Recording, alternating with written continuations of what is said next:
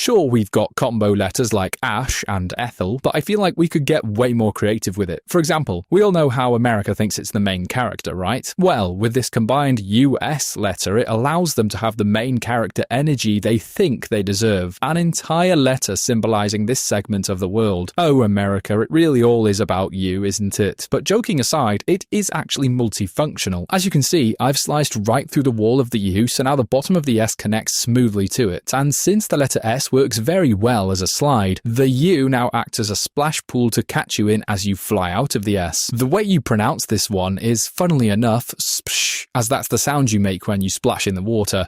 Number 9. VO. I don't know about you, but I love sweet treats, like an unreasonable amount. Like, yes, you probably would catch me in the shower eating a chocolate bar, and for that reason, I feel like sweet treats, they need a whole letter. Quite simply, if you stack the O on top of the V, it makes the perfect ice cream. Strap this to an ice cream van, and you'll be chased around the block by hordes of children. Kinda terrifying. Better yet, get a hold of Q, flip it upside down, stick it on top, and now you've got a classic 99. Oh, for the Americans watching, a 99 is basically a soft serve ice cream with a chocolate stuck in the top. And for the record, yes, they used to be 99p or cents. Now they're pretty much double the price and definitely not in any way a 99. Number 8. MW. I feel like this video needs some class. What's classy? A car? Nah, that old Supra has been blowing smoke for weeks now. Need to get that to the garage, really. What else? A ring? Maybe. Oh, wait, no, actually, I've got it. Diamonds. Merge M and W together like this, and you've got yourself a pair of shiny diamonds. I feel like I can see a sparkle there. Context-wise, this one is useful in words that are classy in of themselves. So diamonds becomes this, limo becomes this. Yeah, you get the idea. In terms of how you'd pronounce this, I actually have no idea. Not sure if it's even a vowel or a consonant, but if I had to give it a pronunciation, it'd probably be number 7, NZ. Speaking of making new letters that represent entire countries, NZ is another letter combo that, to most of you watching, represents the other side of the world. That little place next to Australia known as New Zealand. But that wasn't actually the reason I chose these two letters, sorry to any Kiwis out there, but the real reason is because of watch what happens when we overlap them. And stop. Looks like the perfect checkbox, no? Or maybe a crate from a video game, like those ones in Crash Bandicoot. You never know what could be inside those things. Unless it says Nitro on the side, then you already know what's inside that thing and you definitely don't want to jump on it. So this one can be used in scenarios where you want to leave the recipient of a message to wonder what letter you're actually using. Think of this as Schrodinger's letter. Let's say you want to keep them on the edge about something you just purchased. You would write it, yo bro, just copped a new 4, and then for the last letter you'd use the new character we made. Now your friend is going to be wondering, did bro just buy a new Ford or a whole new fort? Either is pretty exciting, but we'll never know unless we see it. Number 6. HI. Hi. A simple and very fundamental greeting in modern English. It's so simple that I'm not satisfied. I think it could be simpler.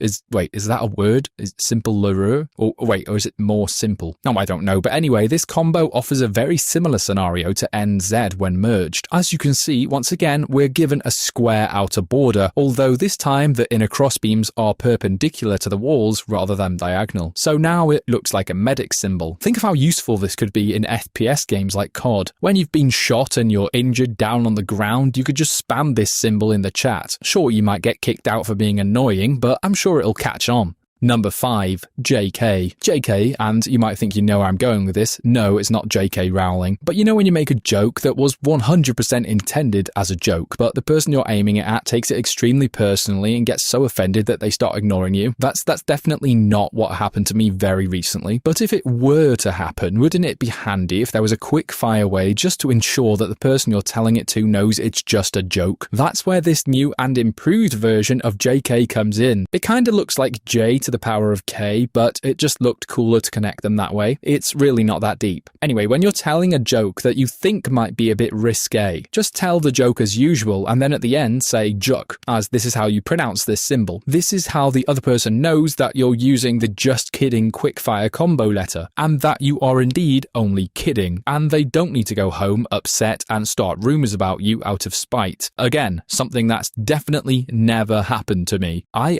don't know why you keep bringing it up. Number 4, double L. Aside from already technically being a letter in the Welsh language, this is the only letter that can be combined with itself. It really only exists online to mess with people who have different operating systems. So firstly, rotate the second L 180 degrees and use it with the first L to create a tall hollow rectangle. Now, say one of your iPhone friends texts you, and they decided to use some wacky emojis that Apple added that literally no one else in the world would ever use unironically. Well, to you, those emojis are just going to look like those blank squares because your Android doesn't recognize such silly characters. So it shows you those boxes instead, you know the ones. So to troll the Apple user back, just send them a load of the double L combo letter so they can see what everyone else sees when they get a text from them. Just another fun little way to mock those who perceive themselves to be of higher importance. Number 3.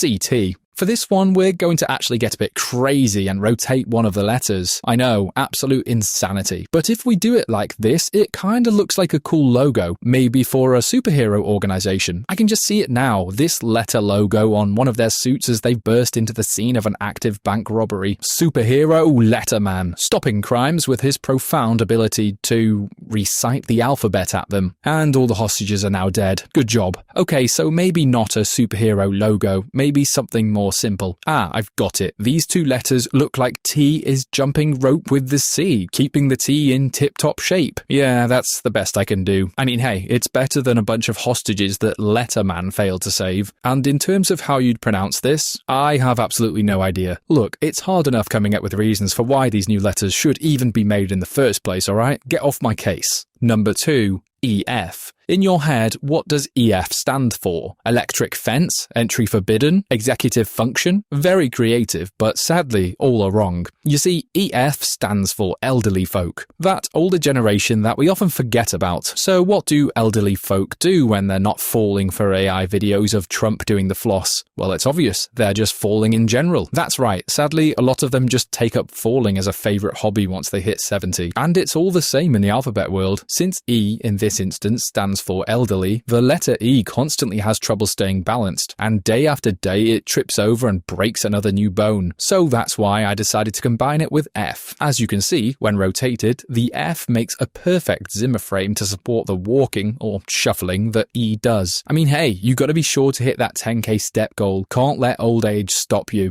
Number 1. DY. This one requires a bit of extra apparatus, but we'll get to that. Firstly, let's stick D and Y together to make whatever this thing is. Place it on the round bottom and not so much happens, it just rolls back and forth a bit. However, watch what happens when you place this in a bathtub full of water. Yeah, pretty cool, right? Now you've got an epic bath toy for those long late night soaks. Yeah, not to rain on your parade, but you're a fully grown adult, by the way. You should be out socializing with friends or working, not playing with buoyant knickknacks alone. By the way, if you combine all these letters, you get this interesting word which I have no idea what it means. Well, guess we'll never know. See ya.